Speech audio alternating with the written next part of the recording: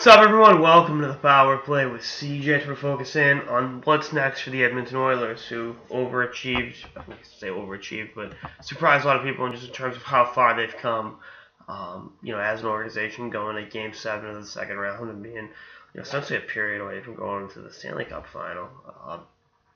Obviously, a phenomenal young core is in place in Edmonton, led by Connor McDavid.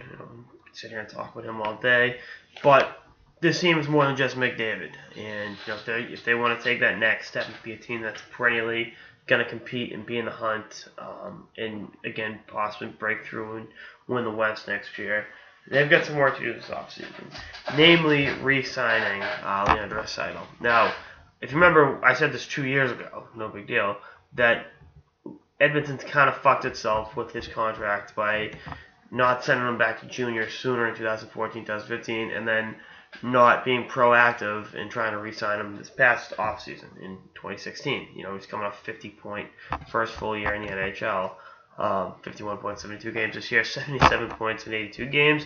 Him and McDavid are the best dynamic duo that Edmonton has had since Gretzky and Messier guys. So getting that deal done, and then going back to McDavid. Getting him locked up long term sooner rather than later would also be beneficial to the Oilers' success. Just saying. And I think Nugent Hopkins could very well be flipped. You kind of saw him get pushed around a bit in that Duck series, and I just don't think he hasn't panned out the way the Oilers thought he would when they took him number 1 in the draft. And if you can address your blue line via flipping him, then I think you do it. I just think that's an area needed. They know that they're close. Peter Chiarelli knows that this team is knocking on the door. They've got McDavid, they've got Draisaitl, they've got Jesse Puljujarvi coming up. They've got depth on defense. They don't have legitimate number 1 defense, but those things don't grow on trees. Over the last few years, they've really, between homegrown guys and players that they traded for, Adam Larson and Andrei Sekera, who they signed in free agency. It's just my dog. Sorry, guys. They're again going a step further with Clefbaum, with Donnell Nurse, and even Matt Benningo, I thought played really well at times this season.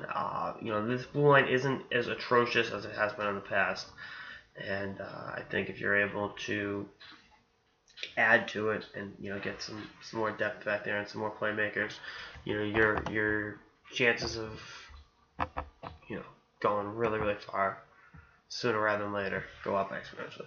So again, tough, hard-fought series loss against the Ducks, but there are brighter days in Edmonton, and this team, you have every reason to be optimistic with the future of this team, which Oilers fans have not had. You couldn't have said that about the Oilers for a lot over the last decade. So anyway, that's all I got. This episode of the Power Play with CJ. Stay tuned for more episodes for the season and beyond. Later, guys.